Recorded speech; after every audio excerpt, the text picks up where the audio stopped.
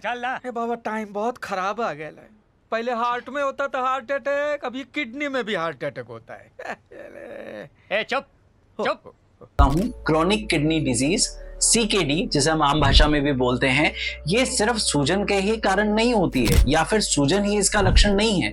कई बार शुरुआती स्टेज में लक्षण आते ही नहीं है। तो इसलिए आपको समझना जरूरी है कि अगर आप बीपी, शुगर, मोटापे या हाई कोलेस्ट्रॉल से ग्रसित हैं तो आपको नियमित अपनी किडनी की जांच कराना बहुत जरूरी है।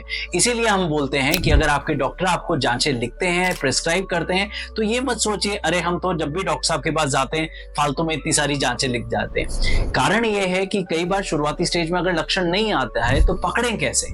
अगर आप अपना क्रिएटिनिन लेवल नहीं कराएंगे, किडनी की जांचें नहीं कराएंगे, तो हमें पता कैसे चलेगा कि आपको किडनी की प्रॉब्लम हो सकती है। हाँ, कुछ लक्षण होते हैं जैसे सूजन आना, पैरों में सूजन आ जाना, चमड़ी चमकने लग जाती है, प्रोटीन की कमी हो जाती है, पेशाब कम आने लग जाता है या रुकने लग जाता है। तो ये लक्षण भी आते हैं जिससे आप पकड़ सकते हैं कि कहीं हमें किडनी की बीमारी तो नहीं होना शुरू हुआ है। तो इसलिए सीकेडी को समझना बहुत जरूरी है, क्योंकि अगर ये एक बार एडवांस स्टेज में चली गई तो आपको डायलिसिस पे जाना ही पड़ेगा। तो बहुत सारे मरीज इस बात से घबराते हैं, अरे सर एक बार डायलिसिस शुरू हो गया तो कभी बंद ही नहीं होगा। ऐसा नहीं है। इसीलिए हम कहते हैं कि आप शुरुआती स्टेज में अपनी बीमारी को पकड़िए, रीनल फंक्शन टेस्ट करवाइए, बीपी शुगर को कंट्रोल रखिए ताकि आपको सीकेडी जैसी गंभीर बीमारी ना हो और आप आराम से अपनी किडनी को बचा सकें। धन्यवाद।